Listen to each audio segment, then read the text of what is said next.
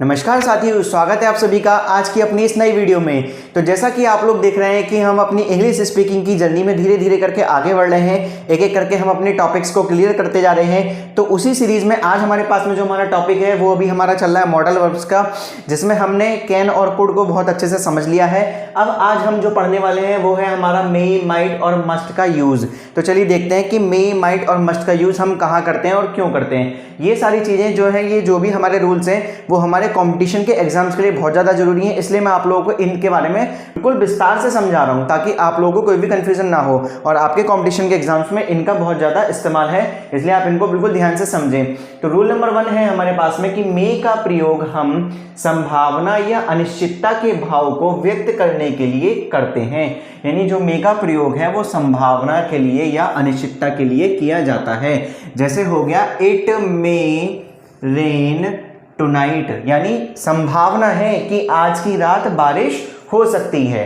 ठीक है, अब देखो जहाँ पे मैं वीडियो रिकॉर्ड कर रहा हूँ तो यहाँ तो भैया रात हो रही है और रात के समय बारिश भी हो रही है, तो बिल्कुल ये संभावना है कि बारिश हो भी सकती है या नहीं भी। ठीक है, तो ये क्या है, संभावना के रूप में यूज किया जाता है।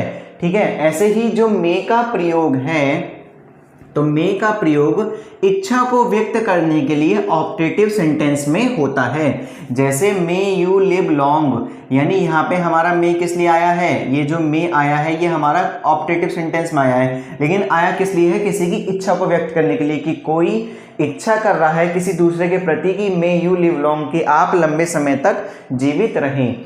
ठीक है, ऐसे ही रूल नंबर 3 है हमारे पास में, यदि प्रिंसिपल क्लॉज प्रेजेंट टेंस में हो, यानी जो हमारी एक जो सेंटेंस होता है वो 2 क्लॉज में होता है, एक हमारा प्रिंसिपल क्लॉज, दूसरा हमारा सबऑर्डिनेट क्लॉज।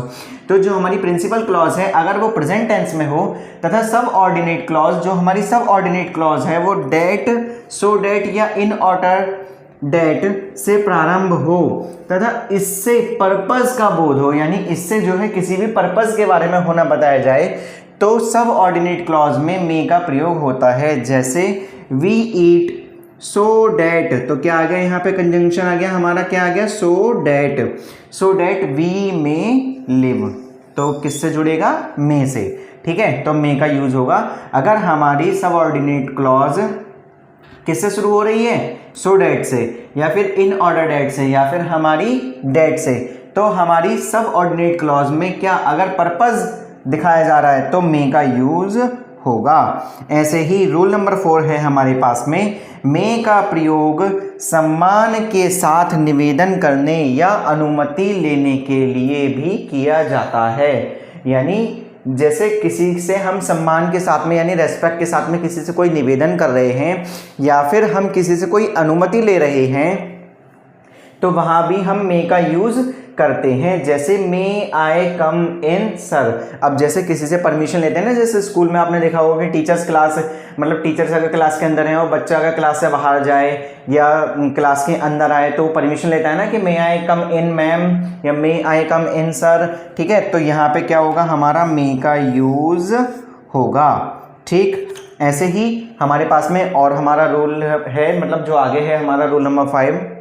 तो जो रूल नंबर 5 है हमारे पास में वो है कि माइट का प्रयोग लेस पॉसिबिलिटी के भाव को व्यक्त करने के लिए किया जाता है, जबकि मे का प्रयोग मोर पॉसिबिलिटी को व्यक्त करने के लिए किया जाता है। कहने का मतलब ये हुआ कि जहां हमें संभावना लग रही है कि बहुत कम है काम के होने की, तो वहां तो हम यूज करेंगे माइट का, और जहां हमें संभावना लग रही है कि हाँ कुछ ज्यादा संभावना है, वहां हम यूज करेंगे किसका, अपने मे का। तो जो माइट का यूज है वो हम कहाँ करेंगे, अपनी लेस पॉसिबिलिटी के लिए, और मे का यूज हम करेंगे कहाँ पे, मोर पॉसिबिलिटी के लिए। एक एग्जांपल देख लेते हैं, he might pass the exam but seeing his intelligence I do not have much hope, यानी मुझे लग रहा है कि वो एग्जाम में पास नहीं हो पाएगा, यानी संभावना बहुत कम है, उसके इंटेलिजेंस को देख के मुझे ऐसा लग रहा है। तो हम यहाँ पे क्या यूज करेंगे, माइट का, यानी हमारी कम संभावना है तो हम माइट का यूज करेंगे। यहीं पे अगर हमें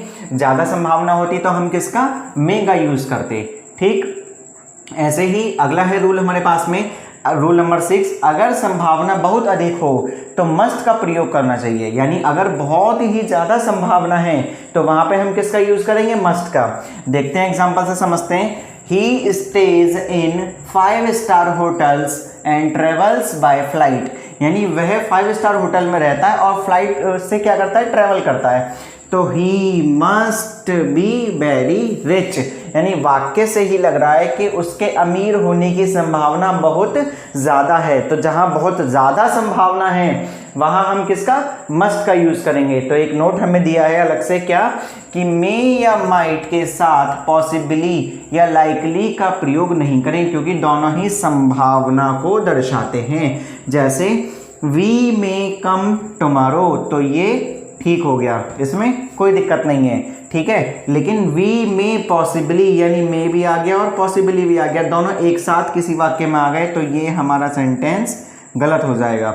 ऐसे ही हमारे पास में है we will possibly come tomorrow, है ना, हम मे ना कह के क्या विल कह सकते हैं कि we will possibly come tomorrow. तो ये हो गया हमारा सही सेंटेंस। तो ये हो गया हमारा मे, माइट और मस्ट का यूज, ठीक है, मे, माइट और मस्ट का यूज। ऐसे ही हम अपना कोई नेक्स्ट टॉपिक कवर करते हैं। और हाँ, ध्यान रखिए, अगर आप इंग्लिश ग्रामर को बहुत डीपली सीखना चाहते हैं और चाहते हैं कि इंग्लिश स्पीकिंग बिल्कुल फ्लुएंटली बोलने लगें, तो उसके लिए चैनल को सब्सक्राइब कर लीजिए और वीडियो को लाइक कर दीजिए और ज़्यादा से ज़्यादा अपने दोस्तों के साथ में शेयर कर दीजिए, ठीक है। मिलते हैं अपनी नेक्स्ट वीडियो में, तब तक के लिए जय हिंद, जय भारत।